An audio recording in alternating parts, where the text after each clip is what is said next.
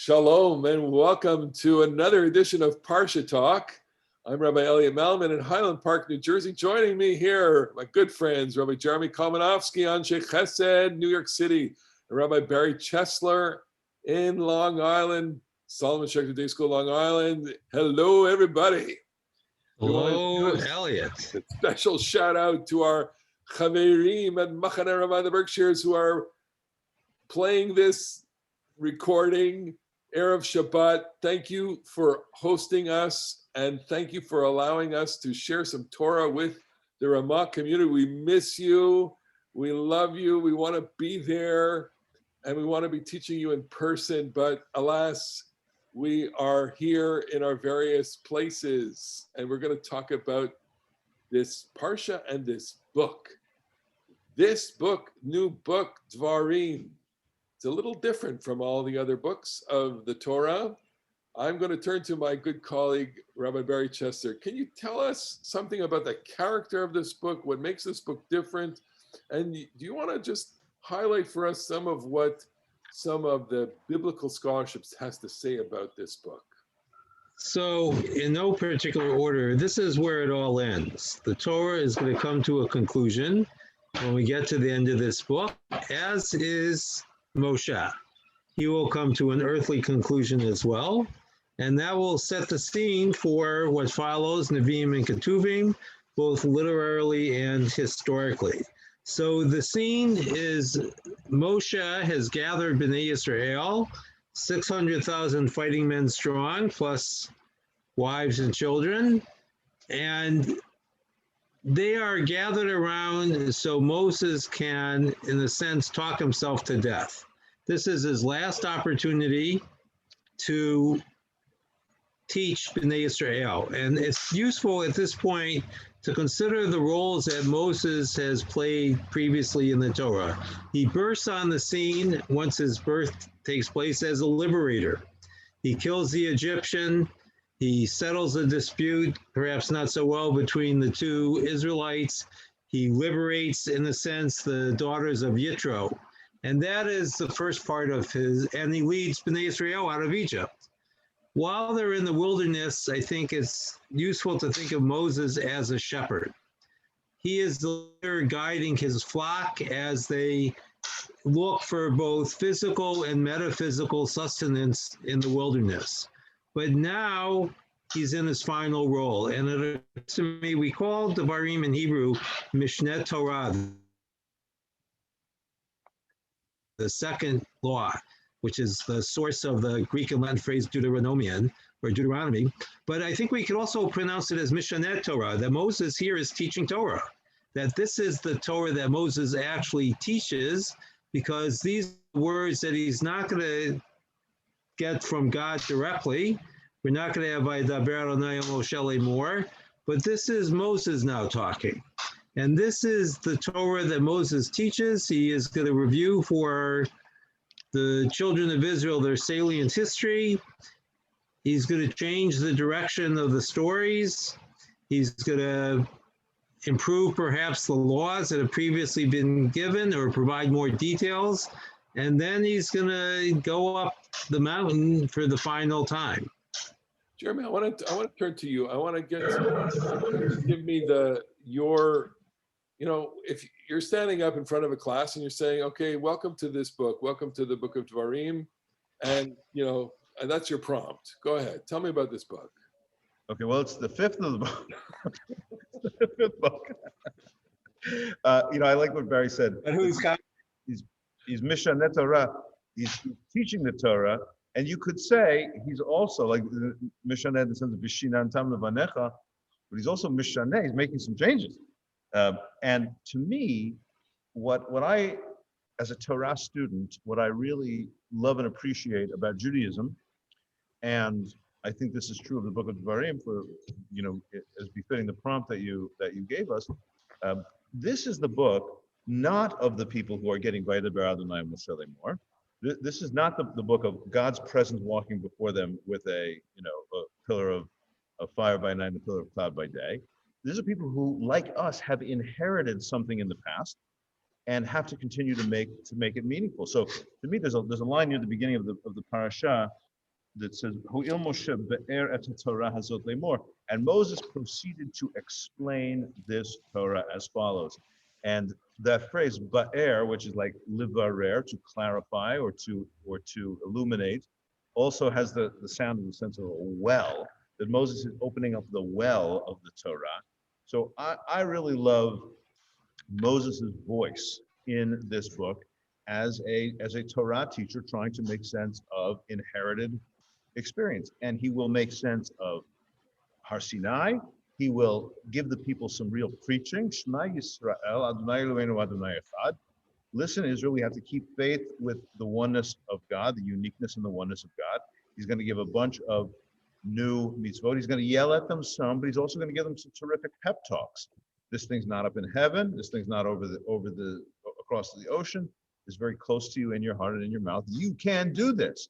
So I relate to Moses. He's Moshe Rabbeinu, Moses our rabbi. As a junior member of the Rabbinic Guild myself, I relate to this Moses trying to ba'er et Torah hazot lemor, trying to explain this Torah, and to yell when necessary and pep talk when possible, and give the people a lot of religious meaning.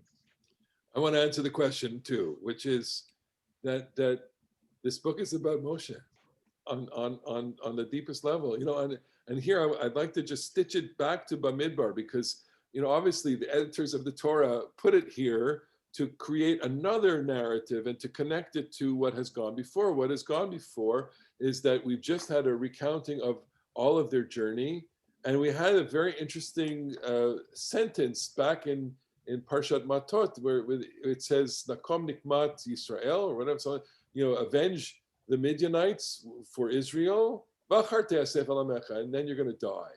And so, you would think that that's when he dies. He's supposed to die afterwards.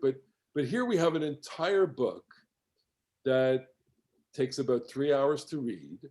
And if you do the computation in terms of the dates, the Torah says it's on the first day of the 11th month that he starts talking, and it's on the 7th day of the 12th month that he dies. And we deduce that from various passages in the book of Joshua. So he's talking for 37 days. And I can imagine that he's got some congregants in the people going like, Moses, come on already, come on.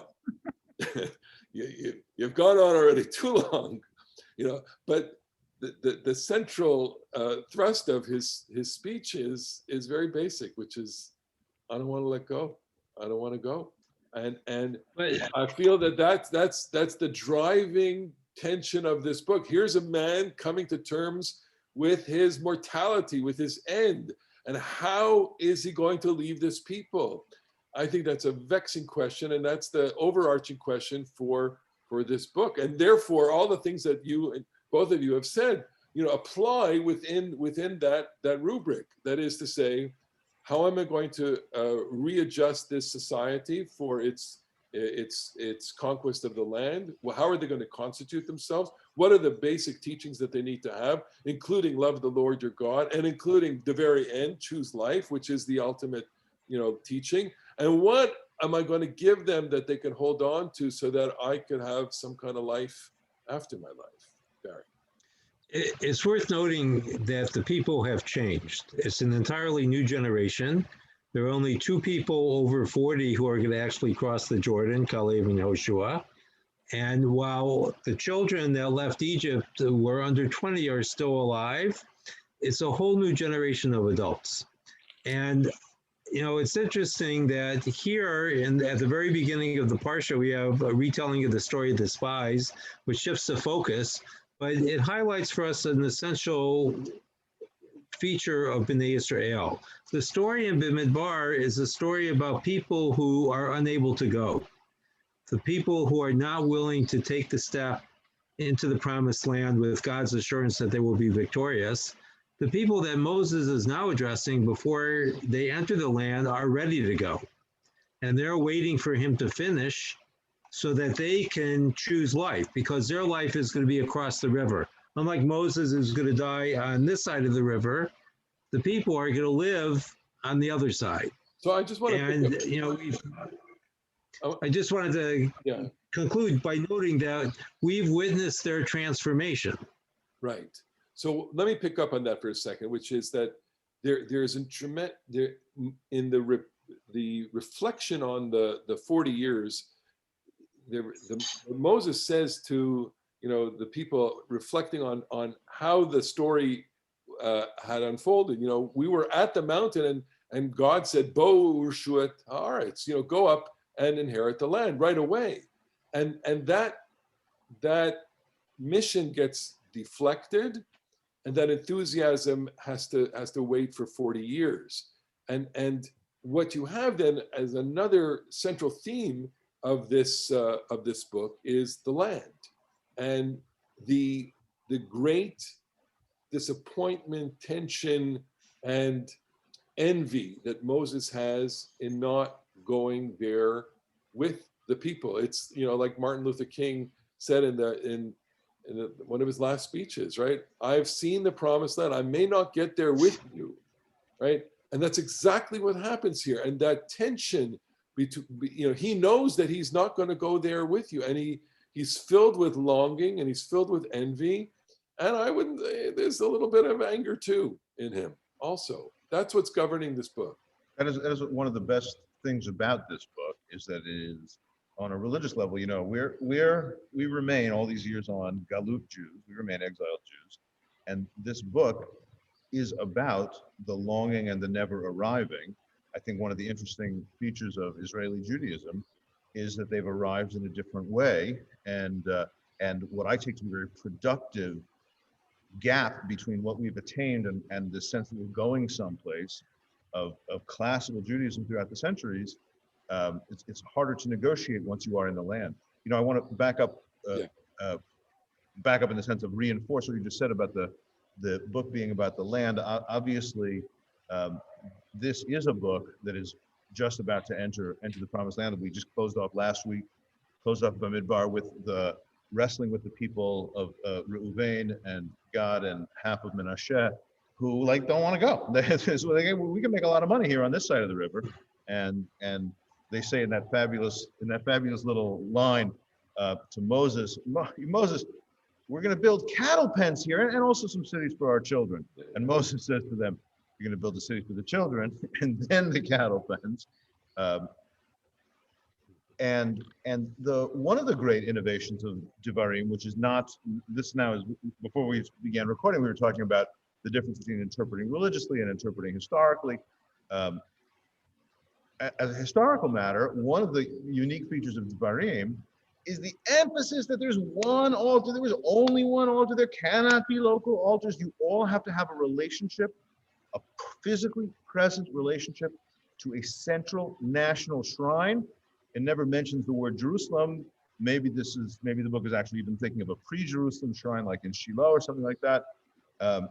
But it's really, really close to a religion that is hugely related to a given sacred space in a way that the other books, they have a distant view of the promised land, but it's not related to a given sacred space in the way that Devarim is. By the way, I just want to say one more thing about the real person. Elliot, you spoke vividly about trying to see Moshe as a real person, and we talked about this when Aaron died back in Chukat. The emotional quality of that. So last week in Maseh, it says that Aaron died on Rosh Chodesh Av, the first day of the 5th month. And as you just said, Moses starts talking here on the first day of Shvat, the 11th month. So just try to get in your mind what these last 6 months have been like. This is the ultimate lame duck period, right? Moses is going to hang on for this last 6 months since his brother died, since his sister died, and he knows that he's about to go too, and however much he doesn't want to, we can just, that little teeny bit of narrative detail is very vivid about what this must have been like for him. Absolutely. I just want to add a couple of things on that, which is that, the text at the beginning is filled with location names and then gives us this timestamp, okay? And I'm trying to make sense of the fact that we have, I counted 54 place names in this Parsha alone. And that tells me that the book is trying to construct a geography that's in your mind. There's no such thing as a visual map at this time. Maps weren't invented till hundreds of years later. But here we want to locate ourselves in a specific place. And it's interesting to note that Moses will be standing on Mount Nebo. And of course, early on, he stood on Mount Sinai. And here, he talks for 37 days. And on Mount Sinai, he was silent for 40 days. And there are a lot of different contrasts that you can make between Ma'amad Har Sinai and Moses and Ma'amad Har Nebo, if we want to even go there, and what happens at the places. And of course, we're also located in time. I want to just switch gears for a second, and I want to focus on the verse. A verse that says, Moses is exhorting the people, giving them, kind of like a pep talk, as you said, verse 29, 30, and 31. Moses said, I said to you, have no dread or fear of them. None other than the Lord your God who goes before you will fight for you, just as he did for you in Egypt before your very eyes. And in the wilderness where you saw how the Lord your God carried you, as a man carries his son all the way that you traveled until you came to this place. In Hebrew, Uvamidbar asher ra'ita asher netza'acha Adonai Elohecha kasher yisa ish et beno. I want to ask you both about the power of this metaphor. And Jeremy, you used, God as a shepherd, right? Or Barry, you said that, right?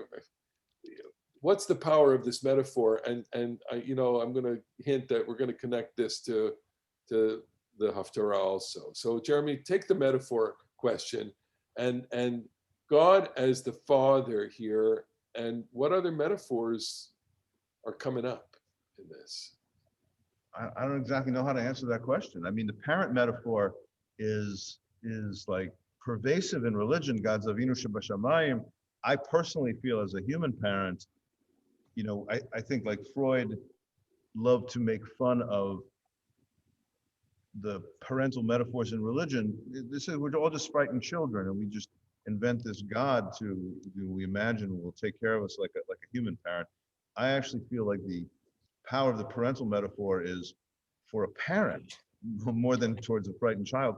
As a loving parent, you love your children so much, and so maybe the divine is shown to be a parent, and here, like, as God carried you like a parent carrying a child, is so dear, because God is seen to, yes, take care of them, but love them so much and try to, here, I'll just climb on my shoulders, and I'll do this for you. God is obviously the king throughout this religion as well. And go back to the Haftara 2 weeks ago, which is Zacharti lachesed nu'urayich, ahavat klilotayich, lechtech acharai bamidbar. I counted to you favor the devotion of your youth, your love as a bride. Okay, so yeah, we have these metaphors of all these relationships, and we have God as the nurturing father, and God as the spurned, the husband, I guess. Well, in that case, with I remember your devotion. You had so much faith. You walked into the desert with no food, and you just trusted me, and you knew it was going to work out. I mean, that's why that's such a beautiful metaphor. And in Islam, there's a kind of a trope that says there's the 99 names of God. We don't actually have a number like that in Judaism, but we have basically the same idea that there's, Abir Yaakov, the mighty one of Jacob, and Pachad Yitzchak, and the terror of Isaac, and all the different things. And Abraham is Yedid Adonai, or Binyamin is Yedid Adonai, and Abraham is Zera Abraham Oavi, the lover of God. So I really, it's just awesome in Judaism what a profusion of different religious metaphors we have. Moving then to the other theme that's going to dominate religious life in the next week, or the next 4 days, basically, we're going to be commemorating Tisha B'av. Saturday evening, Tisha B'av starts. We're going to be reciting the Book of Lamentations. But on Shabbat, this Shabbat, we recite the first chapter, of the book of Isaiah. Yeah. We call the Shabbat Chazon because of the first word of this Haftara, Chazon Yishayahu ben Amoz, the prophecies of Isaiah, son of Amoz. We're not going to talk about who was Isaiah, what was Isaiah, rather than what is he? On the question of metaphor, look at verse 2. But Elliot, you have to give it to us kamoshet tzarich. Oh man! In that special Malamut intonation. Shimu shamayim azini haaretz Adonai diber banim gidalti v'romamti v'hem pashuvi. Hear, O heavens, and give ear, O earth, for the Lord has spoken. I reared children and brought them up, and they have rebelled against me.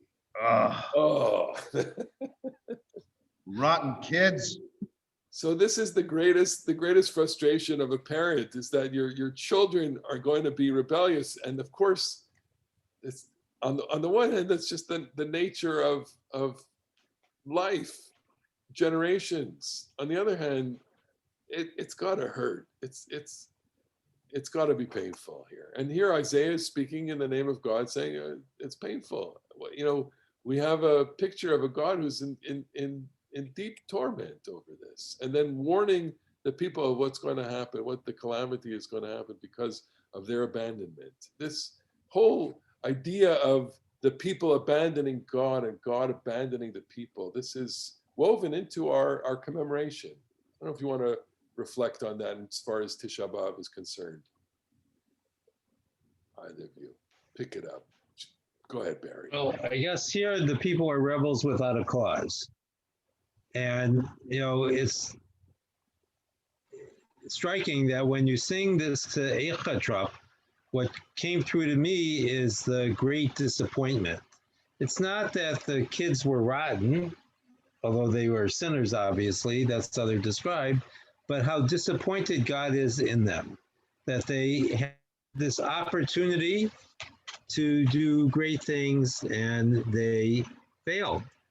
And it's not just that God is upset with the kids, he's also, I think, upset with himself as well, as parents sometimes are. When the kid fails, oftentimes the parent internalizes that failure as well. And I think the entree it provides us for Tisha B'av is that Tisha B'av really is a day about failure. It's about the consequences, at least the way the rabbis imagine it, the consequences of sin.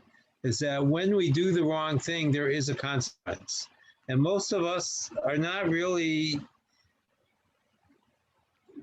always willing to embrace the consequences for our own failings. Certainly we keep score and we want everyone else to pay the consequences for their sins, but I think oftentimes we like to cut ourselves some slack, and Tisha B'av is a reminder that there is no slack. That terrible things come out of our consequences. We always, exactly what you said, we always assume the best about our own motives. Well, I had a reason for what I did. And you're just an idiot. What did you do that for? But one of the things that I love about this Haftara, which is so vivid. I mean, Isaiah is just an amazingly, poetic figure, both those first 39 chapters and then the second, the 36 or so, which are other authors or multiple other authors. But one of the things that our prophet says to us in this Haftara is, do you know who you guys are? Yeah. Shimud bar Adonai ketzine Sedom, ha'azina Torat Eloheinu am Amorah. You are Sodom ve'Amorah. The prophet is like just not holding back. How many times do the Jewish people say, well, the Jewish people, we're different. We're not like those, whatever word you want to put in there. We're somehow better. That's not the prophet Isaiah's approach.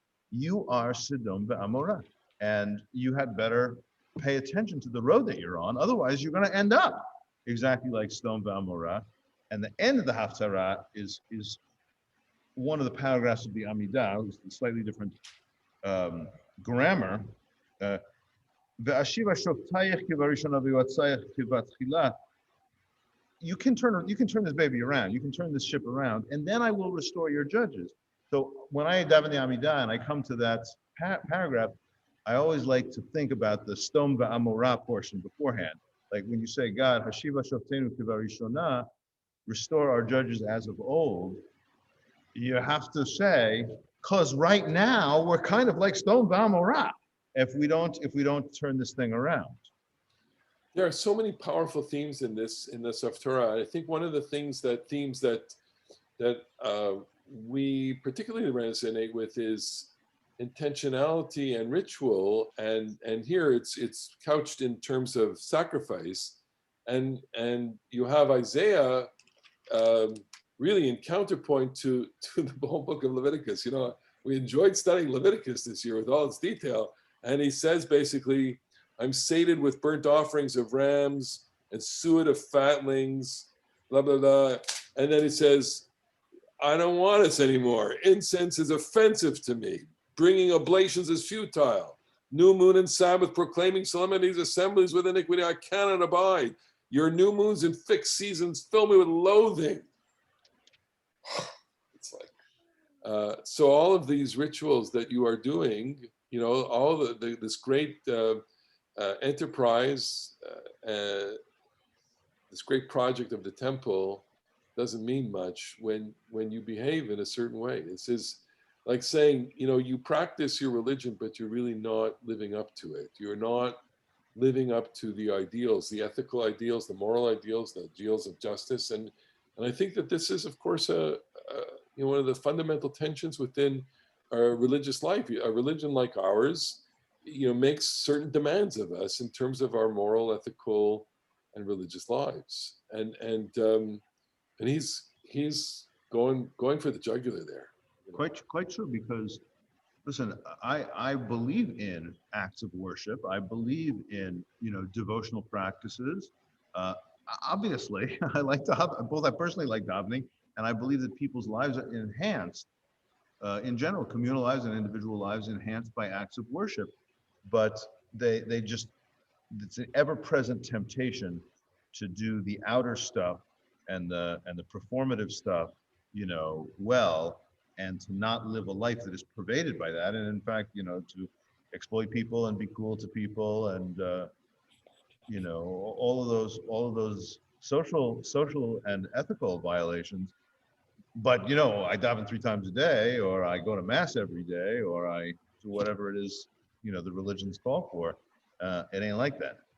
It's not about the performance, and yet we're anchored by the performance. I think we're struggling with that. We have a necessary, you know, tension in our religious lives with intent, with kavanah, with keva, with the formal appointed, you know, times of this, and coming. But Go ahead. we also have a tension between the individual and the community or the nation. Indeed. And we sometimes lose sight of the fact that Tisha B'av is a national holiday. It's not a holiday for individuals. We're not talking about the sins of the individual. We're talking about the sins of the nation. And it comes as a reminder that our identity, in part, and perhaps in a larger measure than we're often willing to acknowledge, is grounded in our sense of nationhood. And if we do not feel part of the people, there can be no redemption for us as individuals. I think, you know, underneath this, of course, is a whole political narrative of ancient Israel, and the various catastrophes that befell in both commonwealths, the first and second commonwealth of the people. You know, the destruction of Solomon Temple, and then the catastrophic destruction of the Second Temple in the year 70, which I think we tend to relate more to because of the rabbinic culture was just in its infancy, and when the Second Temple was destroyed, and much of the way that we have shaped our view of the world emerges out of the destruction of the Second Temple, and the realization that we're not going to build a utopian, future, we're gonna struggle with exile in a much more complicated way. The story that we don't tell is that after the first destruction, the Jews came back to Judea. They rebuilt, and here, so we've come back after 2,000 years. There's a strong, Zionist subplot to our commemoration of this story and this day, and even in the tension of how we observe Tisha B'av itself. We're talking, we're being broadcast to Camp Ramah, so that we have great recollections of how we commemorated the day, which is the day, the mood of the day changes at the center right after Mincha, and we start looking forward. I want to just explore that theme for a second, just for our listeners and viewers. Going from the sense of mourning and destruction to Geulah, to redemption. Jeremy, you want to just go through that kind of emotional, arc for us? Yeah, there's this midrash that the Mashiach is born in the afternoon on Tisha B'av, right? You have this very dark, dense feeling of national mourning and national loss, and we have the traditions that it's not. Yes, it was the temples, but there was all kinds of other bad stuff that happened on the 17th of Tammuz and Tisha B'av, and they've all congregated. All of our national mourning has congregated to Tisha B'av. But from the bottom of the pit, when things can't get any worse, they can only get better. And so from Tisha B'av, we have this looking towards new growth, new life, redemption, and it goes 7 weeks exactly from Tisha B'av to Rosh Hashanah, and that's like, you have the sense that we're rebuilding the temple from the inside out. You're rebuilding the temple by making your own tshuva. I loved what you said, which never occurred to me. Like, the first temple is destroyed, but we really relate to the second temple. Maybe because most of us who've actually been to Jerusalem have literally seen the stones on the ground from the second temple destruction. Down in the South Temple wall excavations, you literally have seen these big, gigantic limestone bricks that are where they are since the Romans pulled them out of the temple, which is a mind-blowing thought. And I'm wondering, I know there must be an answer to this question. I guess the answer is yes. Did people fast on Tisha B'av during the Second Temple period? Yeah. Because the temple had been destroyed back in 586 in the first temple, and then there was a new one. And is that, I don't know, I'm just riffing now, but is that an incredibly vivid way to say, yes, you have a temple, and yes, you should fast also for the world's brokenness? That's like a great melding of what's fixed and what's broken. Look, it raises the question even for us today, which is, how do you mourn for Jerusalem, a destroyed Jerusalem, when we can't wait to be visiting in Jerusalem. It's one of the great joys of life to be present in Jerusalem and to see a vibrant city, an unwieldy, of course, city like every other kind of big Mediterranean city. But it's